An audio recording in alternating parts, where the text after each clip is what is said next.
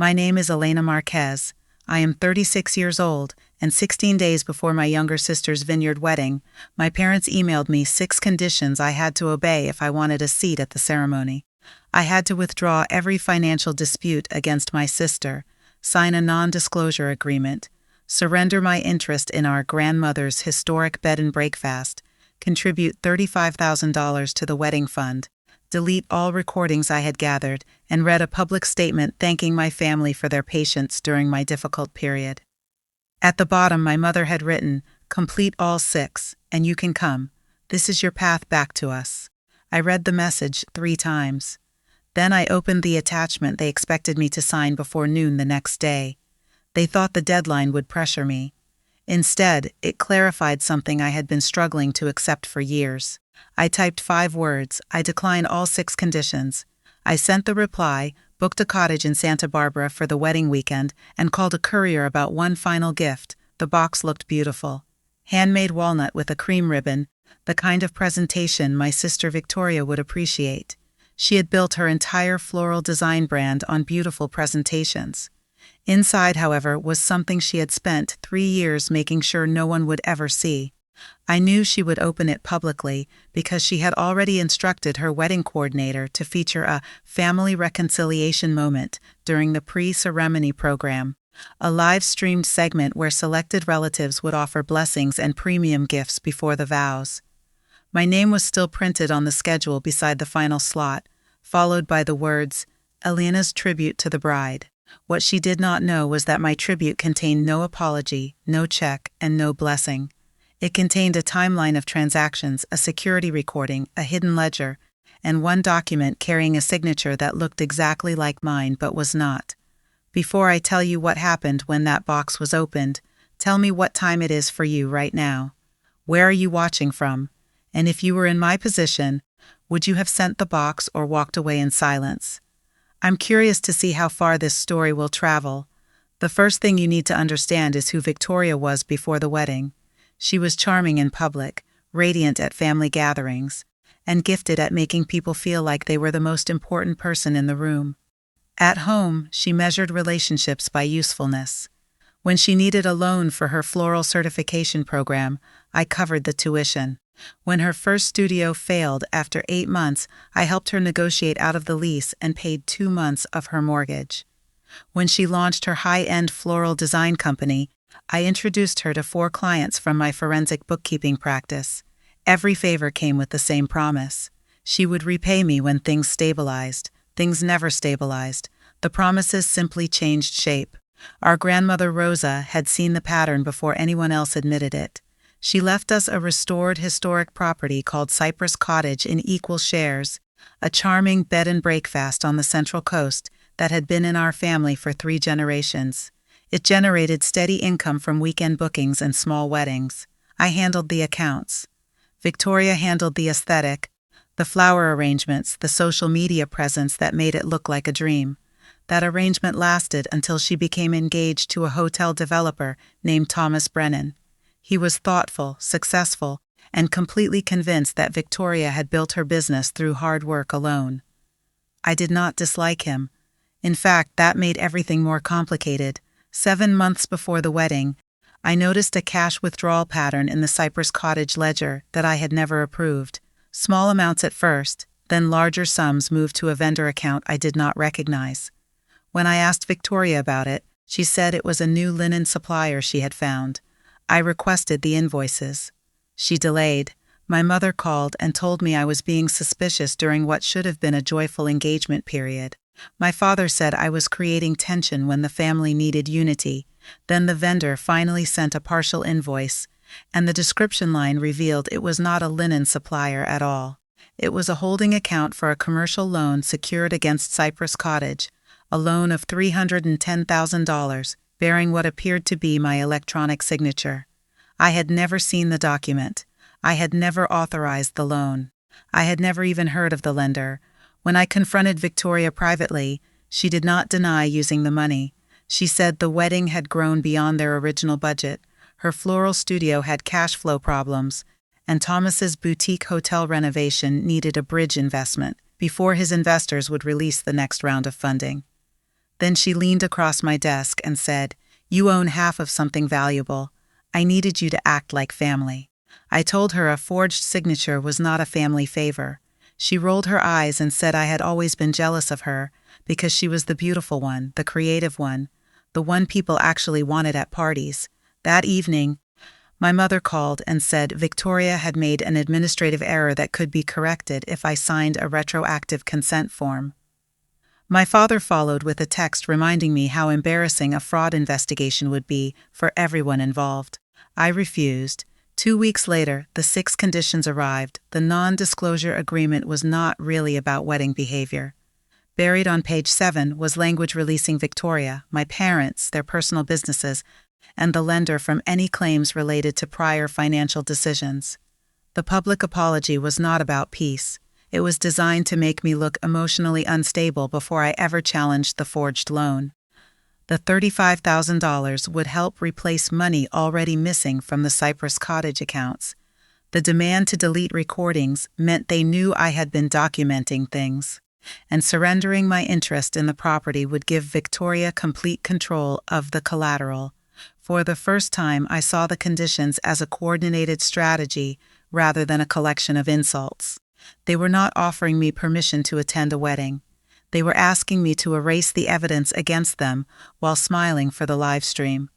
I forwarded everything to my attorney, then called my closest friend, Sophia Chen. I had known Sophia since our first year of graduate school, and she was the only person who had warned me years earlier that loyalty without boundaries becomes unpaid labor. She listened without interrupting. When I finished, she asked one question: "Do you want to be understood or do you want to be protected?" I said both. She told me I might have to choose the order. Protection came first. That night, I placed a fraud alert on my credit, requested the complete loan file from the lender, and instructed my attorney to notify them that my signature was disputed. Then I booked Santa Barbara.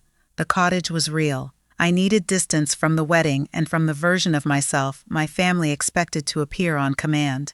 But the gift was real too.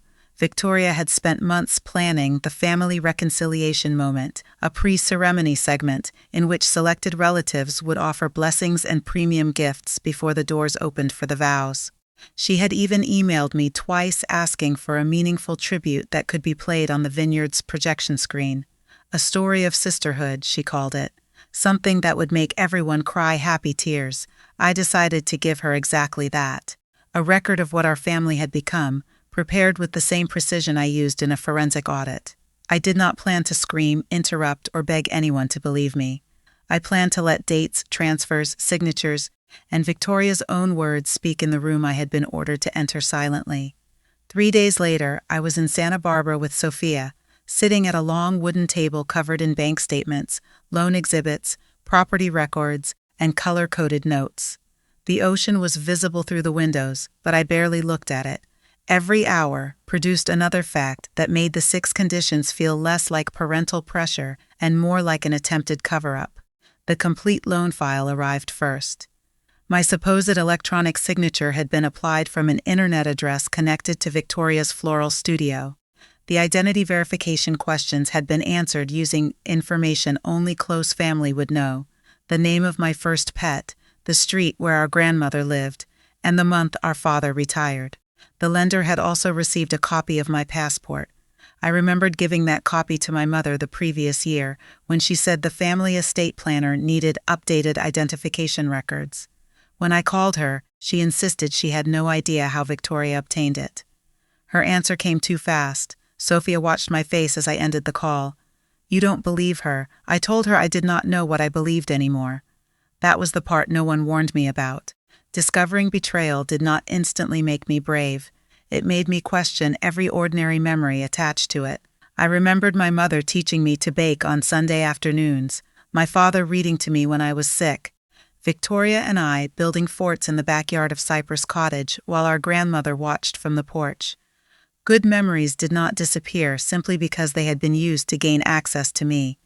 They became contaminated, and that felt worse. I opened the property accounts and traced the loan proceeds.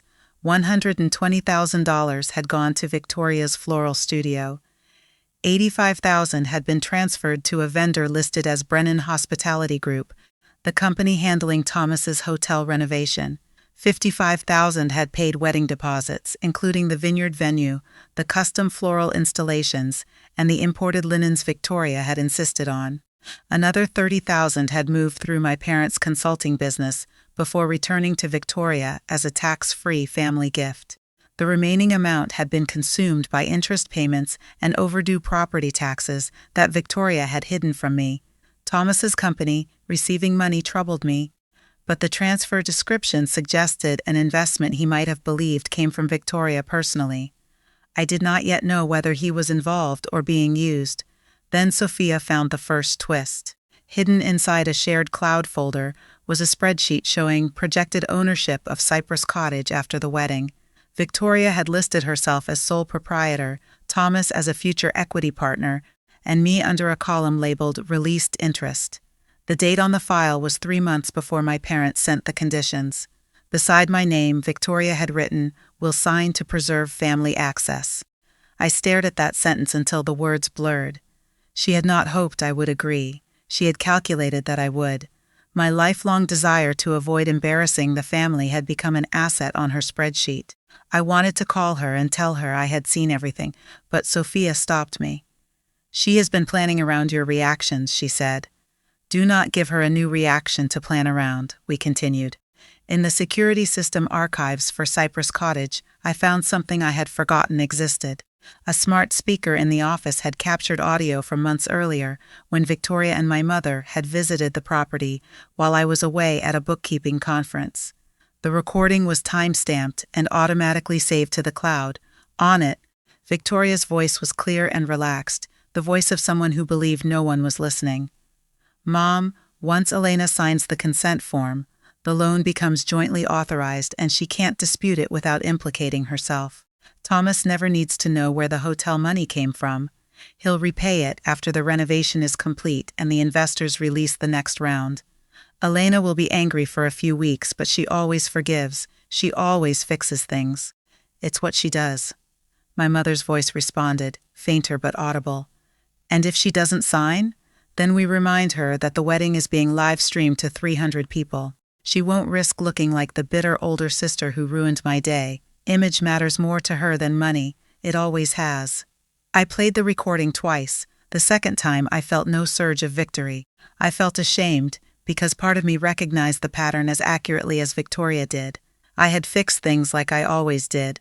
I had protected Victoria from creditors, from landlords, from former business partners, and from our parents' disappointment. I had called that love because admitting it was fear would have required me to change sooner. That became the emotional center of the gift. I did not want the presentation to be a collection of humiliating childhood stories. I wanted it to show a chain of adult decisions, the forged signature, the diverted funds, the hidden spreadsheet, the planned deception of Thomas, and my parents' effort to secure my cooperation through deadlines and pressure. We built a 15-minute video using only documents that could be authenticated. No dramatic music, no insults. Each screen showed a date, an amount, and the source. The final slide contained one sentence: "A wedding cannot consecrate what fraud has constructed." I also prepared 3 sealed folders. One was addressed to Thomas and contained the complete transaction trail affecting his hotel renovation. One was addressed to my parents and contained the notice from my attorney demanding preservation of all records. The last was addressed to Victoria. Inside it was a copy of the 6 conditions, my 5-word refusal, and a formal demand that she repay the stolen funds and relinquish management access to Cypress Cottage. On top, I placed a handwritten note: "You asked for a public tribute. This is the public accounting." Sophia read it and said it was cold. I told her cold was safer than cruel.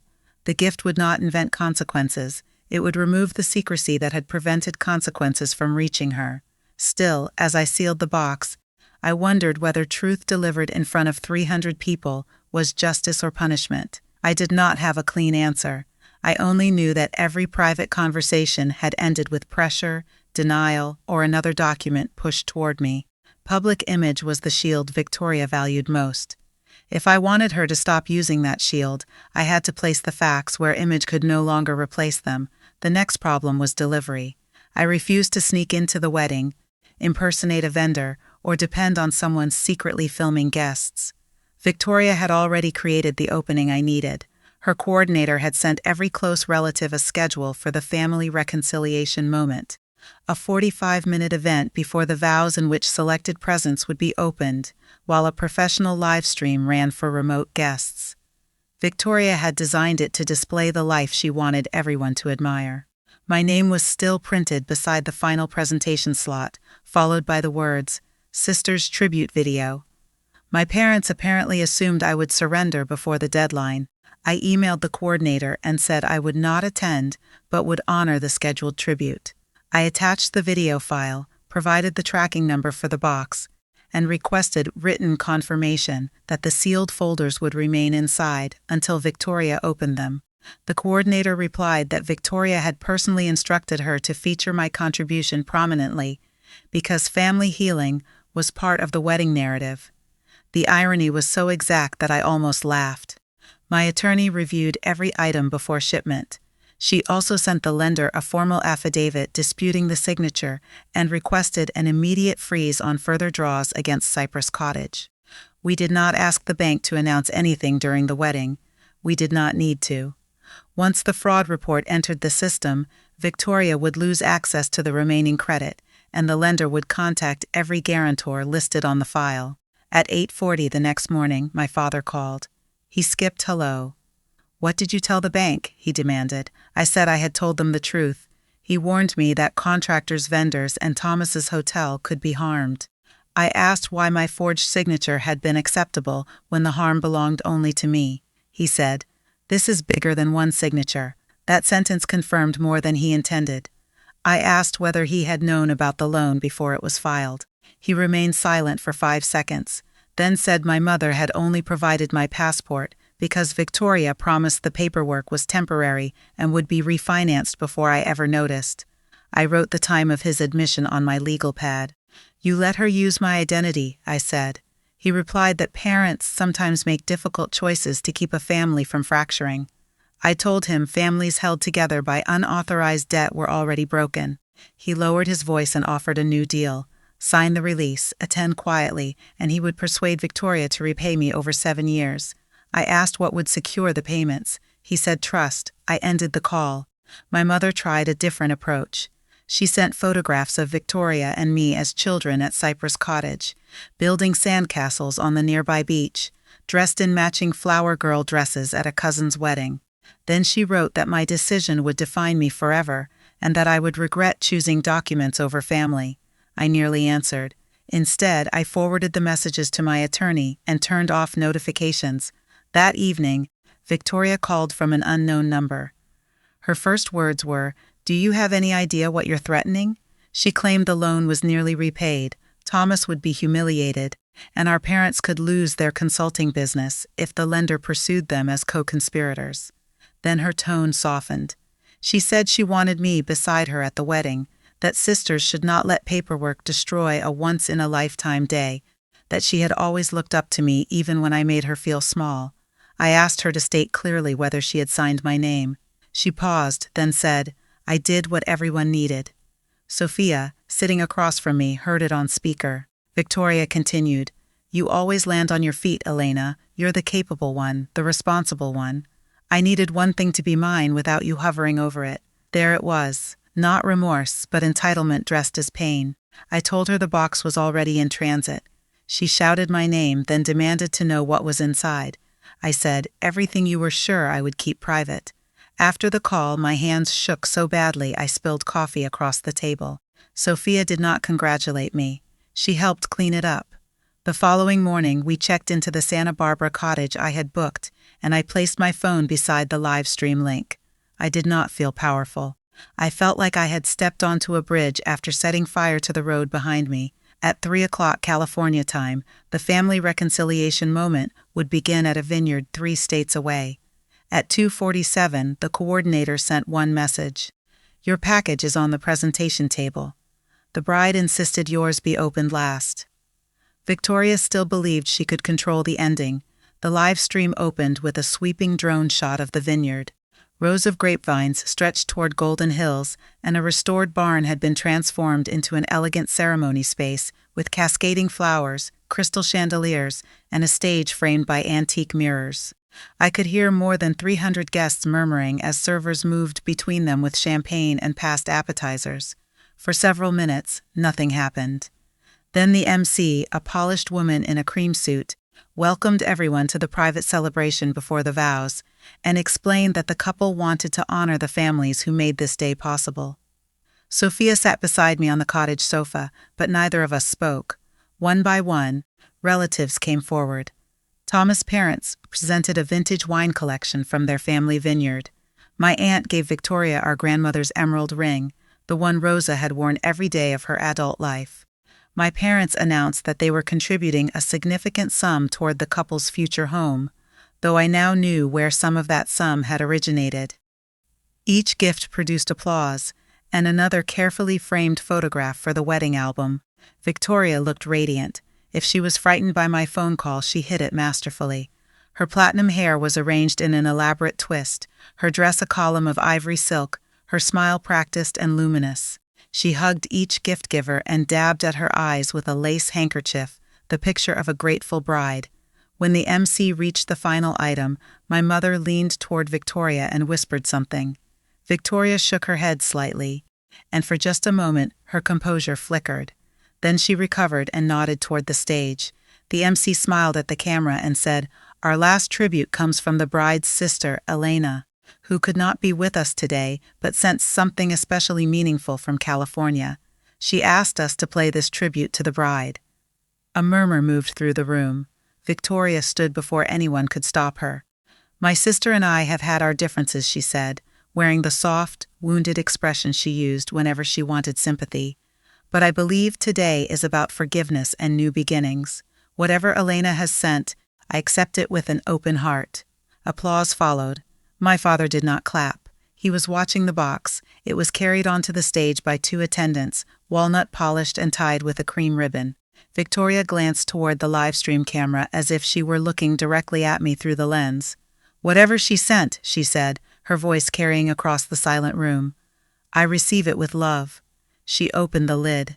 On top was a silver frame displaying a photograph of Victoria and me at Cypress Cottage when we were young, standing on the front porch in matching sundresses, our grandmother Rosa between us with her arms around our shoulders. Beneath it lay an envelope labeled, "Read Aloud." Victoria smiled, clearly expecting an apology, and handed the envelope to the MC. The MC unfolded the single page. Her expression changed after the first line. Victoria reached for it, but the MC had already read enough for the microphone to carry the words across the vineyard. "To my sister Victoria, you asked me to surrender my legal claims, my property interest, my silence, and $35,000 in exchange for permission to attend your wedding. I declined because consent obtained through coercion is not consent." The room went still. My mother rose from her chair. Victoria snatched the letter and scanned the rest. "Turn off the microphone," she hissed. The MC looked toward the coordinator, uncertain, then the vineyard projection screen changed. The tribute video had begun automatically at the time listed in the program. The first slide showed the 6 conditions exactly as my parents had sent them. The second highlighted the non-disclosure language buried on page 7. Guests leaned forward, reading. Thomas stepped closer to the screen, his champagne glass forgotten in his hand. Victoria hurried toward the control table, but the coordinator blocked her and said the presentation had been approved under her own written instructions. The third slide displayed the $310,000 loan, the disputed signature, and the internet address connected to Victoria's floral studio. Thomas turned toward her. "Why is Elena's name on that?" Victoria said the document was misleading and that I was trying to ruin her day. The video moved to the transfer chart. $120,000 to her studio, $85,000 to Thomas's hotel renovation, $55,000 to wedding deposits, $30,000 through my parents' consulting business. His face changed when he saw his company listed. "You told me that money came from your retained earnings," he said. Victoria reached for his arm. He stepped back. My father pushed toward the stage, shouting that private financial documents were being used out of context and that this was a vindictive attack, not a tribute. Then the recording played. Victoria's own voice filled the vineyard. Once Elena signs, the loan becomes jointly authorized and she can't dispute it without implicating herself. Thomas never needs to know where the hotel money came from. He'll repay it after the renovation is complete.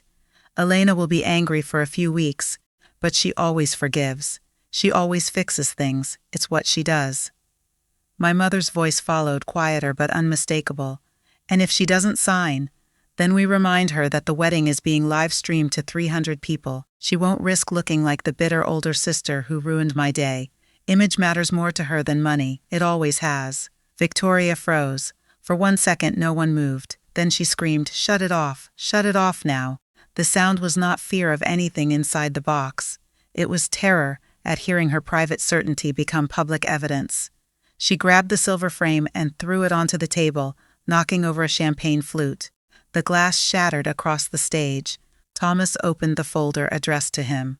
Inside was the complete transaction trail and a letter from my attorney advising him to obtain independent counsel before combining any assets or signing the marriage license.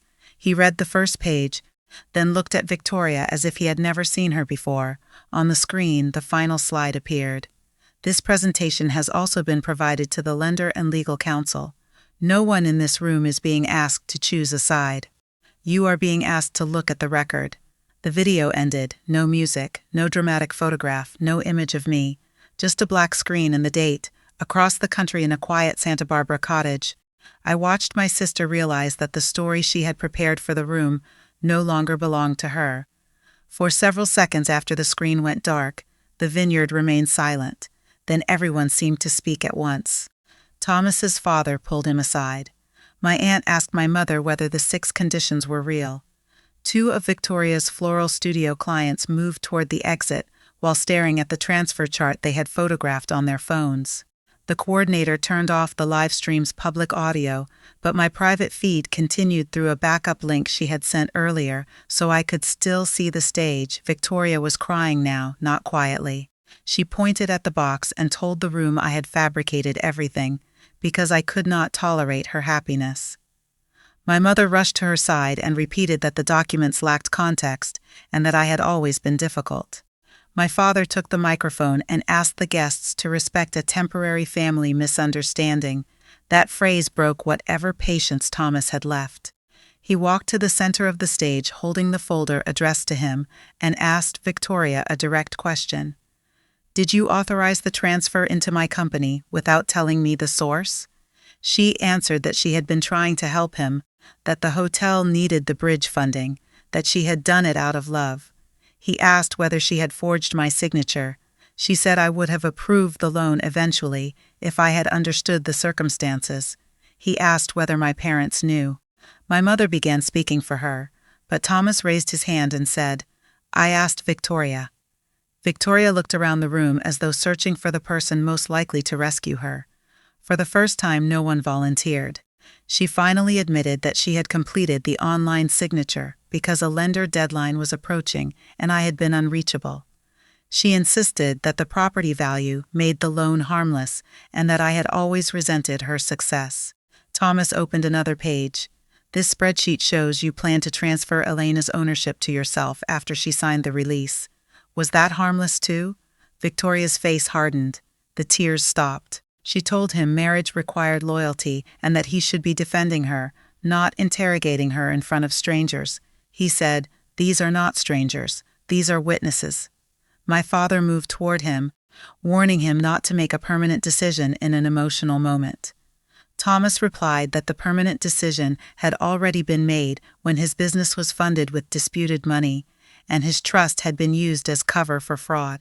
He removed the wedding ring from his pocket, not yet worn because the vows had not begun, and placed the box on the table. "There will be no ceremony today," he said. The room reacted with a collective gasp. Victoria grabbed his jacket and demanded that he reconsider. She reminded him of the deposits, the guests, the live stream, the humiliation. He stepped away and asked security to escort him to a private room where he could speak with his attorney and business partners. My mother shouted that I had destroyed the wedding.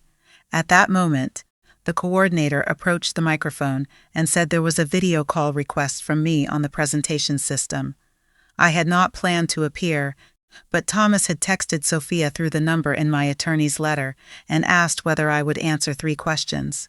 Sophia looked at me. I almost refused. Then I remembered how many times my family had spoken about me while preventing me from speaking for myself. I accepted. My face appeared on the side screen. The vineyard quieted again. I could see Victoria staring up at me, her makeup ruined, fury replacing panic. Thomas asked whether I had ever authorized the loan. No, I said. He asked whether I had approved the transfer to his company. No. He asked whether I had demanded the wedding be canceled. No. I disputed my signature and disclosed the source of the money. What you do with that information is your decision. Victoria shouted that I was pretending to be innocent after timing the gift for maximum humiliation. I told her she was right about one thing. I had chosen a public setting. I had done it because every private setting had been used to pressure me into silence, and because she had planned to present my surrender as proof that the family supported her. You wanted my tribute on that screen, I said. You wanted the room to witness a lie. I gave them the documents instead. My father ordered the technician to cut the call. Thomas said, "Let her finish." I did not deliver a speech. I looked at my parents and asked whether they had provided Victoria with my passport. My mother covered her mouth. My father said it had been an error in judgment. I asked whether they had read the non-disclosure agreement before demanding that I sign it. He said their attorney had assured them it would prevent litigation.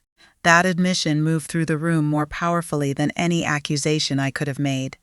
My aunt turned to my mother and said, "You knew this was not about wedding behavior." My mother began crying. She said they had been afraid that if the loan collapsed, Victoria's studio, Thomas's hotel, and Cypress Cottage would all fail together. I answered, "So you decided I should fail quietly instead?" No one contradicted me. Victoria then made the mistake that ended the last possibility of sympathy. She shouted, "Because you could handle it. You were the only one who wouldn't break." The words rang across the vineyard. She continued before anyone stopped her. I had no savings, no backup plan, no safety net. You had the successful practice, the clean credit, the reputation for being the responsible one. Absorbing the debt would have bruised you. It would have destroyed me. I did what I had to do. Thomas stared at her.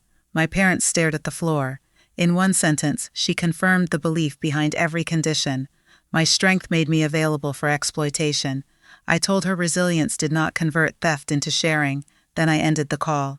What happened next reached me through messages over the following hour. Thomas left with his parents and instructed the officiant not to sign or submit any license. His business partner froze all spending connected to the disputed investment. The lender suspended the Cypress Cottage credit line and notified every listed guarantor. 4 clients canceled contracts with Victoria's floral studio before the vineyard had emptied. The wedding venue demanded immediate payment for the remaining balance. But the card Victoria provided was declined because it drew from the frozen property account. My father paid the emergency balance from his personal savings to avoid a lawsuit from the venue. Victoria refused to leave the bridal suite until security informed her that the booking ended at midnight. By then, the flowers, the string quartet, the custom dinner, and the monogrammed stage remained in place for a wedding that no longer existed. I did not celebrate. I closed the laptop and walked onto the cottage porch. The Pacific stretched below me, silver and endless, the sound of waves filling the silence. Sophia stood beside me without speaking. I had wanted the truth to create consequences. I had not expected the consequences to feel so much like grief. The investigation lasted 8 months. The lender's digital records confirmed that Victoria had used my personal information from her studio and that my mother had sent the passport copy from her email. My parents avoided criminal charges by cooperating, surrendering documents, and admitting their role in the attempted non-disclosure agreement. Cooperation did not protect them from the financial consequences. Their consulting business had received $30,000 from the loan, so the lender treated them as participants in an unauthorized transaction. They sold their vacation property, liquidated most of their investments, and paid a substantial settlement toward the property debt. My father resigned from his community board positions after the dispute became public. My mother stopped speaking to several relatives who refused to describe the incident as Elena's vendetta. Victoria faced the heaviest consequences. Her floral studio collapsed within 4 months because clients no longer trusted her with event deposits. Thomas permanently ended the engagement and returned every gift he could identify. His hotel renovations survived only after he replaced the disputed money with a legitimate investment and signed an agreement separating his business from Victoria's claims. He sent me one letter thanking me for the documents and apologizing for benefiting from money he had not questioned carefully enough. I believed him, but I did not become part of his life. Some endings do not need a new friendship attached to them. Victoria eventually accepted a plea agreement involving fraud, identity misuse, and forgery. She received a suspended sentence, community supervision, and a restitution order large enough to follow her for years. She also transferred her share of Cypress Cottage into a court-supervised trust until the debt was resolved. I became the temporary manager, not because I wanted to win the property, but because someone had to rebuild the records and restore the business. Within 18 months, the bed and breakfast was profitable again. I used part of my management fee to create a small legal aid fund for people disputing financial abuse by relatives. I renamed the main guest room after our grandmother Rosa and hung the photograph from the gift box in the front hallway, the one of the three of us on the porch before everything hardened. That decision gave the experience a purpose beyond punishment. My relationship with my parents did not recover. They wrote letters, sent birthday cards, and asked for mediation. I agreed to one session. During it, my father said they had believed I was the strongest person in the family, the one who could carry weight without breaking. I told him strength was not consent to carry everyone else's consequences. My mother apologized, but still asked whether the public presentation had been necessary. I answered honestly, perhaps not. I could have let the lawyers handle everything privately. But privacy had protected them for years, and they had planned to use the wedding crowd to certify a false version of events. I was not sorry that the same crowd saw the record. I was sorry that none of us had stopped the pattern before a vineyard became the only place where denial could no longer survive. Victoria contacted me once after sentencing. Her message contained no greeting. She wrote, "You got everything." I replied, "No, I kept what was mine." Then I blocked the number. On the first anniversary of the canceled wedding, I returned to Santa Barbara alone. I walked the beach near the cottage where I had watched the live stream, the same beach where Sophia and I had built the case that ended my sister's carefully constructed future. For a long moment, I thought about the photograph in the front hallway of Cypress Cottage, the one of Victoria and me and our grandmother on the porch. I missed the sister in that picture. Then I understood that missing who someone used to be does not require reopening the door to who they chose to become. I had not mailed a dangerous object. I had mailed evidence. The terror came from recognition.